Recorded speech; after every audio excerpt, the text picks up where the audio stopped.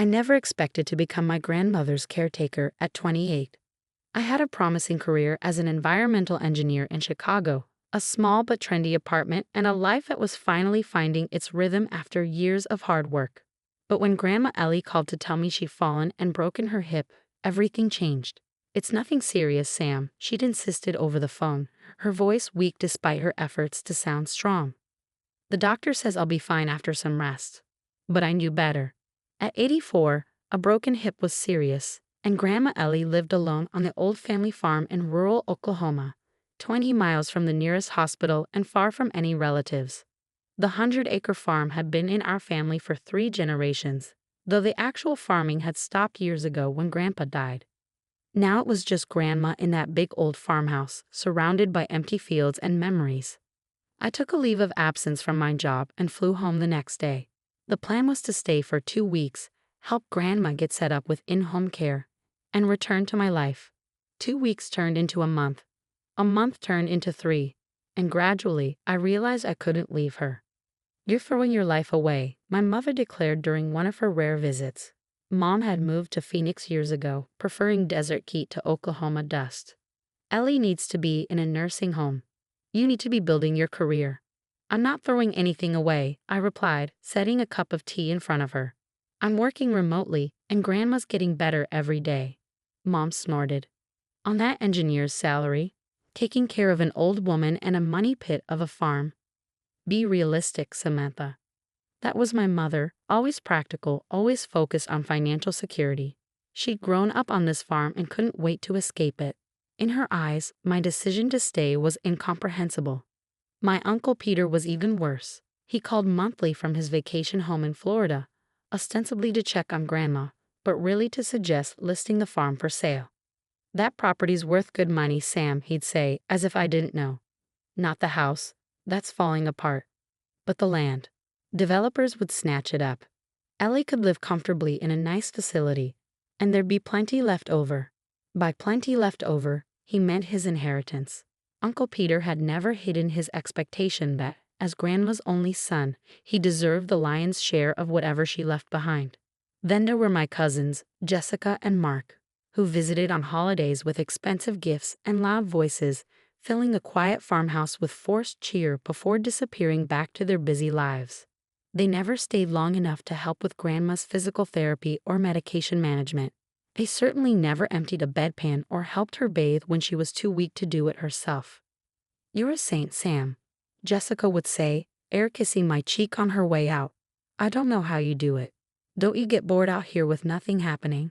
But there was plenty happening, just not the kind of excitement Jessica would recognize. There was Grandma regaining her ability to walk unassisted. There was the victory of her first trip up the stairs without pain. There was the garden we planted together, Grandma directing from her chair while I dug in the rich Oklahoma soil. And there were the stories.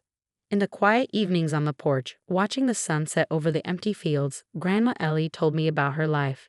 Stories I'd never heard before. About how she'd met Grandpa at a dance during World War II. About the early years on the farm when drought nearly ruined them. About the oil companies that had approached them decades ago, offering to buy mineral rights, and how Grandpa had steadfastly refused. "Edgar always said this land was our legacy, not something to be exploited," she explained, her weathered hands smoothing the quilt across her lap. "He wanted to pass it down intact, the way his father passed it to him." What she didn't tell me, what none of us knew, was that Grandpa hadn't simply refused those oil companies. He'd made a different kind of deal altogether. I found out a year later when Grandma Ellie passed away peacefully in her sleep. I'd been with her until the end, holding her hand as she drifted off, whispering that she was loved. The pain of losing her was sharp and deep, a physical ache that made it hard to breathe. The funeral was held in the small church where Grandma had attended services for over 60 years. The pews were filled with neighbors and friends, people whose lives she touched with her quiet kindness. My family was there too, of course. Mom flying in from Phoenix, Uncle Peter from Florida, cousins Jessica and Mark from their respective cities. "You look exhausted," Mom commented, eyeing me critically. "When was the last time you had a proper haircut?" I ignored the question, too tired for her particular brand of concern. I'd spent the last year caring for Grandma, watching her good days slowly become fewer than her bad ones. A haircut hadn't been a priority. After the service, everyone gathered at the farmhouse. It was the first time in years that the old place was full of people, the rooms echoing with voices instead of silence. I moved through the crowd in a daze, accepting condolences and trying to be a good host despite my grief. "Have you thought about what you'll do now?" Uncle Peter cornered me in the kitchen as I was refilling the coffee pot. "With Ellie gone, there's no reason for you to stay here." "I haven't decided," I said truthfully. My job in Chicago had long since been filled by someone else. The farm was the closest thing I had to a home now. "Well, don't make any hasty decisions," he advised, lowering his voice. "I've been talking to a developer who's very interested in this property. Once the will is settled, we could all do very well." I just nodded, too emotionally drained to argue. Let him have his plans. The truth was, I had no idea what Grandma's will contained. She'd updated it 6 months ago with her lawyer but hadn't shared the details with any of us. The reading of the will was scheduled for the following week at Mr. Harrington's law office in town. It was a small plain room with uncomfortable chairs and outdated magazines in the waiting area. We all gathered there: Mom, Uncle Peter, Jessica, Mark, and me, an awkward family reunion under fluorescent lights. Mr. Harrington was in his 70s, a contemporary of Grandma's who'd handled the family's legal matters for decades. He adjusted his glasses and began reading the formal legal language, while Uncle Peter leaned forward eagerly in his chair. "To my son, Peter," Mr. Harrington read, "I leave the sum of $50,000 and my collection of antique fishing gear that belonged to his father." Uncle Peter's face fell. 50,000 was a substantial amount, but nowhere near the value of the farm he'd been counting on. "To my daughter, Linda," the lawyer continued, nodding toward my mother, "I leave $50,000 and my jewelry collection, including the pearl necklace she always admired." Mom nodded stiffly, her expression unreadable. "To my grandchildren, Jessica and Mark, I leave $25,000 each, with the hope that they will use it wisely." Jessica and Mark exchanged glances. Like their father, they'd expected more. "And to my granddaughter, Samantha," Mr. Harrington adjusted his glasses again, "who stayed by my side when I needed her most, I leave the farmhouse and all 100 acres of the surrounding land, along with any assets or rights pertaining to that property." The room went silent. Then Uncle Peter let out a sharp laugh. "The farmhouse? That's falling apart. And those fields haven't produced a crop in years." "The land alone must be worth something," Mom interjected, giving me a calculating look. "Especially if that developer is still interested." Mr. Harrington cleared his throat.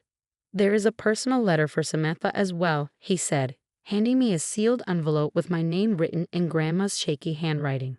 The rest of the meeting passed in a blur of paperwork and thinly veiled disappointment from my family.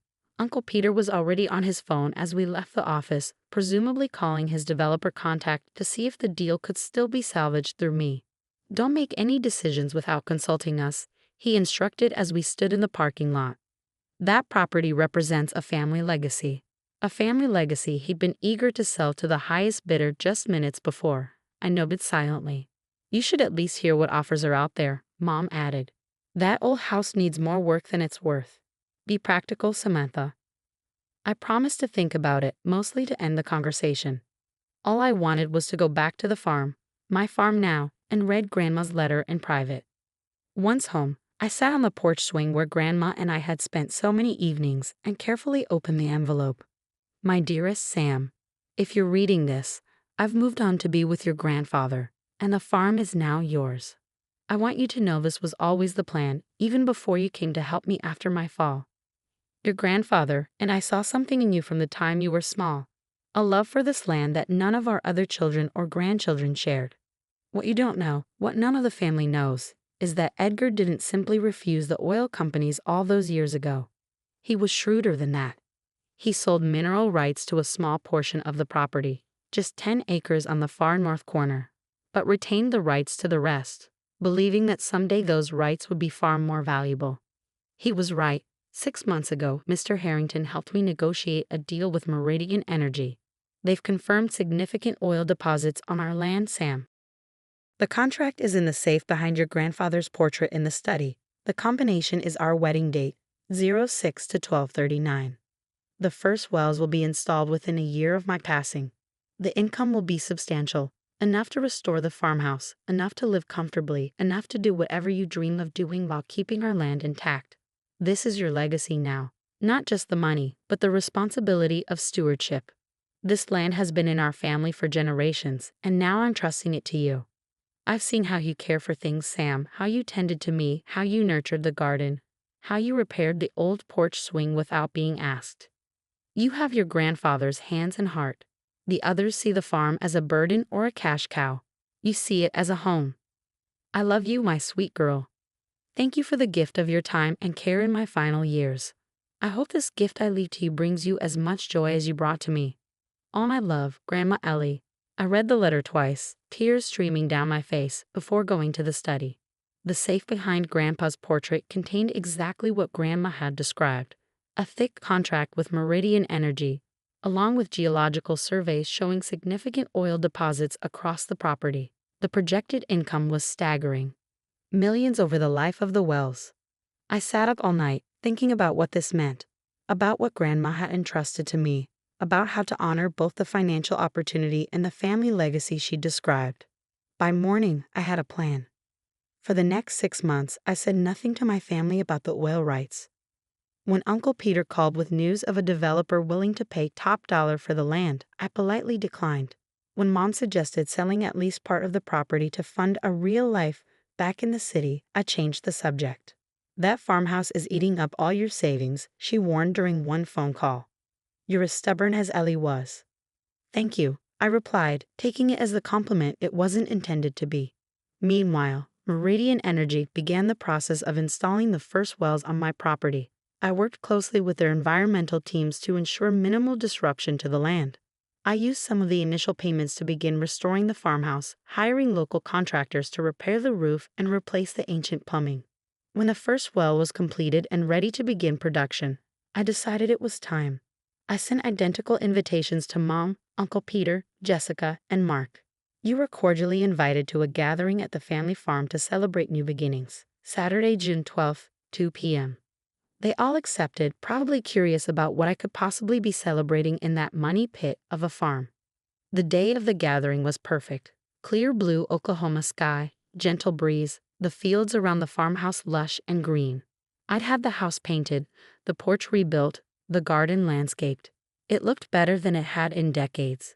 Uncle Peter arrived first, his luxury SUV kicking up dust on the long driveway. He stepped out and looked around with obvious surprise. Place looks different, he commented, taking in the improvements. You've been busy. I have, I agreed, leading him to the back porch where I'd set up refreshments. Mom, Jessica, and Mark arrived soon after, all making similar observations about the farm's transformation. This must have cost a fortune, Mom said suspiciously. Where did you get the money, Samantha? That's actually why I asked you all here today, I replied, handing each of them a glass of Grandma's favorite lemonade. I wanted to show you something. I led them across the backfield, following a newly graveled path toward the north corner of the property. As we crested a small hill, the oil well came into view, a pumping unit moving rhythmically up and down against the horizon. They all stopped in their tracks. Is that? Uncle Peter began, his voice faltering. An oil well. Yes, I confirmed. The first of several Meridian Energy will be installing over the next year. There's oil on this property? Mark asked incredulously. Quite a lot, according to the surveys. I handed each of them a copy of a simplified version of the contract. Grandpa suspected it decades ago.